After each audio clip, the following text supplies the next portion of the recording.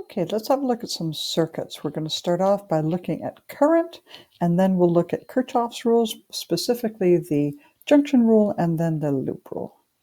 So let's start looking at current. So current is a change in charge over time, little bit of charge over a little bit of time. So dq is a little bit of charge and a dt is a little bit of time. So a little bit of charge divided by a little bit of time. That's the derivative of charge with respect to time. Now, if you did a cross multiply here and you just take the dt and you cross multiply over there, then you get an idt. idt is equal to dq. I don't know if this is exactly legal, but we do it anyway.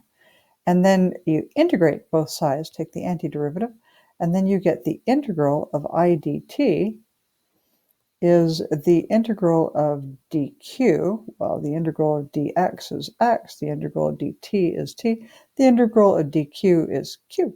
So you get q. And then you get the equation for charge. So if you had the current and you're looking for charge, you take the integral of the current with respect to time. And we know that units are amps, and we know the direction of the current. It's opposite the direction that the electrons actually go. So here's the first problem. Calculate the total amount of charge through a 2-amp circuit in 6 seconds. If the current is constant, you don't have to use any calculus. Go. Here you go. The answer is 12 coulombs, so 2 amps times 6 seconds is 12 coulombs. How about this problem? We have a change in current, so calculate the total charge that passes through a circuit in 6 seconds if the current is given by the equation 3t plus 2. Now that current is changing with time, so you actually have to use calculus there. So calculate the calculate the amount of charge in the first 6 seconds. All right, and the answer, of course, is 66 coulombs. If you didn't do that, you might have to look at your integral. So you're taking the integral of the current with respect to time, and the limits are from 0 seconds up to 6 seconds. That's what you're doing. So the integral of 3t is 3t squared over 2. The integral of 2 is really 2 times t to the 0. That's 2 times t to the 1 over 1, integrating between 0 and 6 seconds. So you evaluate that at 6 seconds, and then you evaluate it at 0 seconds, and you subtract, and hopefully you get 66 coulombs.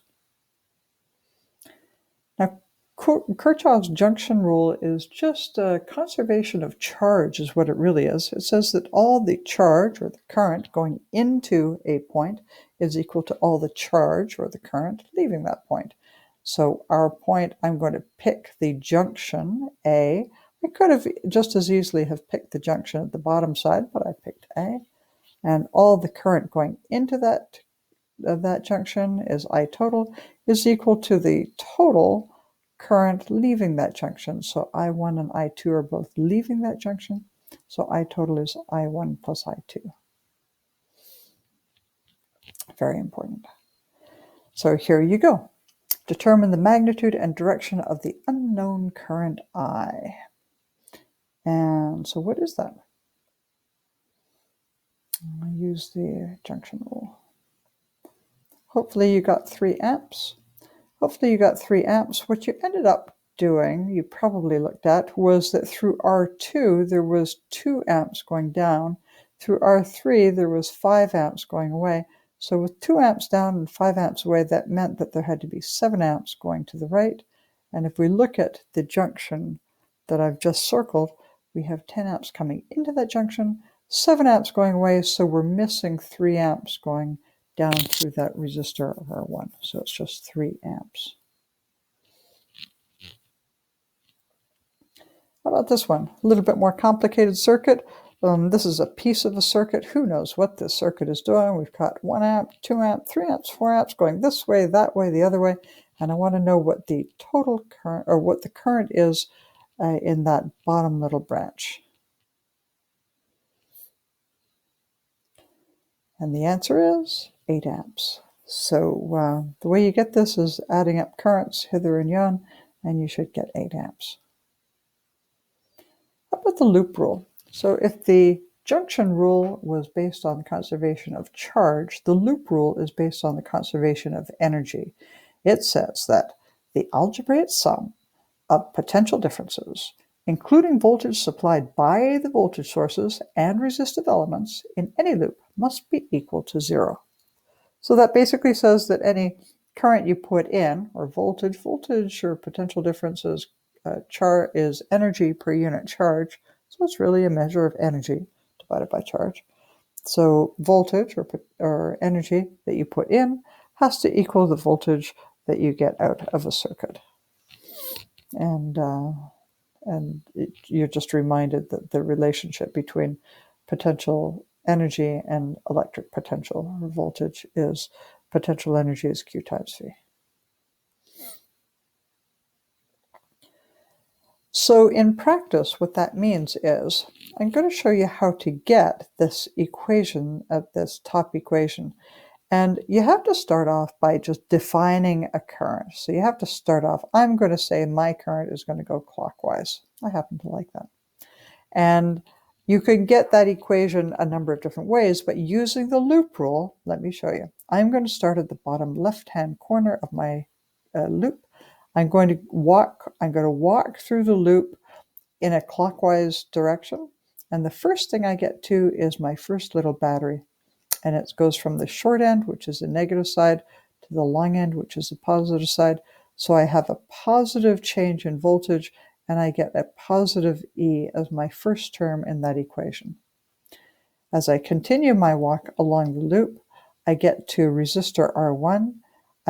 I get to it, and I'm walking in the direction of the current, so I'm dropping in potential, so I have a minus sign there.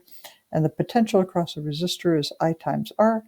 I guess I'm calling that current just plain I, because there is only one current. So I times R1 is my drop in potential. Then when I get to the other end, I keep walking until I get to the next resistor. I'm again still going in the direction of the current. So again, I have a negative sign. The potential drop across that resistor is I times R. So that's I times R2. And I get to the other end, and I keep on walking, and nothing happens till I get back to the beginning, so the whole thing is equal to 0. Then with a couple of sleights of hand, let's call it algebra, I get to the next step, a little more algebra, I get to the next step, plug in some numbers, and I get that the current is equal to 0.33 amps. And if you had recognized that this was a series circuit and you had figured out that the equivalent resistance is 9 ohms with a battery of 3 volts, you probably would have easily seen that that's true. The current is 0.33 amps. But I've done this using the loop rule, which is very general and can be used on complicated circuits. See if you can do the same thing with this circuit. Let's call this E. And you're going to have to define a current. So let's pick clockwise. Sure. Pick clockwise as the direction of your current. Why not? And write the equation.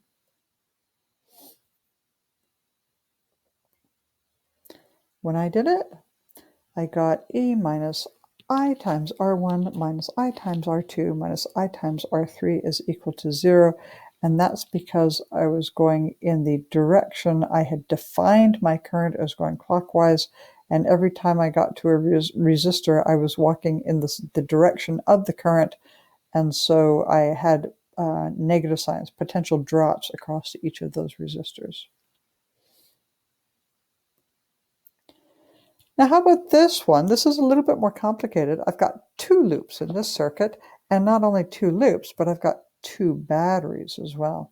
So you have 3 branches. You have 2 junctions. You have a junction at the top and a junction at the bottom. So there's a left-hand branch, there is a right-hand branch, and there is a middle branch. And all 3 of these need names for your currents. So define your currents. One way, the way I called them, was I1, I2, and I3, and I decided that I1 was the left-hand side going clockwise, I2 was the right-hand side going counterclockwise. I picked that because it was in the direction of the battery, but it doesn't really matter. And then I3, I decided was going to go down through the middle. it doesn't matter which way you define your currents to be. You just have to pick something and then stick with it. And if you pick the wrong direction and the current really goes the other way, then when you get your answer, you'll find that it's negative. And then if you've got a negative current, you say, oops, I picked the wrong direction for the current. And you say, oh, so it really goes the other way. So those are my directions.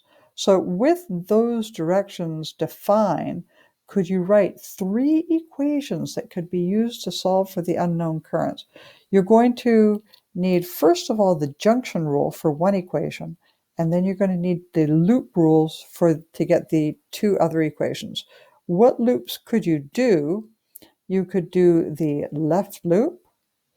You could do the right loop, either clockwise or counterclockwise. And you could also do the outer loop. So you could do 2 of those 3. The third loop is not independent. So only 2 out of those 3 will work as equations. That's why you need the junction rule as well. So 3 unknowns, you need 3 equations. Go. These are the equations I got.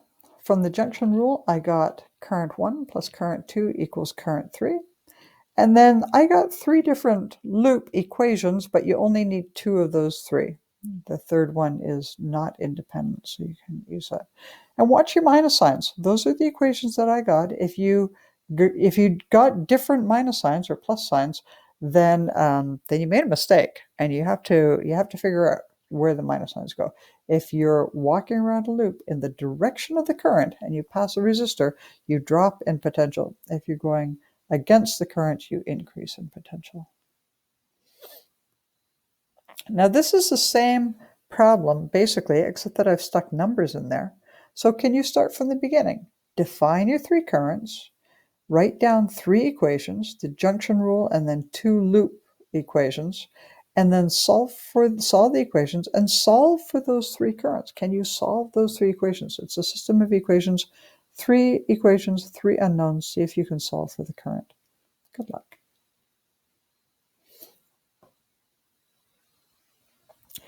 And this is what I got. I left it in 19ths. I didn't actually plug it into a calculator. On the left-hand side, I got a current of 8/19 amp going clockwise. On the right-hand side, I got a current of 3/19 amp going clockwise again. So look at this. I had a current that's actually going in the direction that is against the direction of that battery. So that 3-volt battery is driving the 1-volt battery backwards. And then down through the middle, I have a current of 5/19 amp.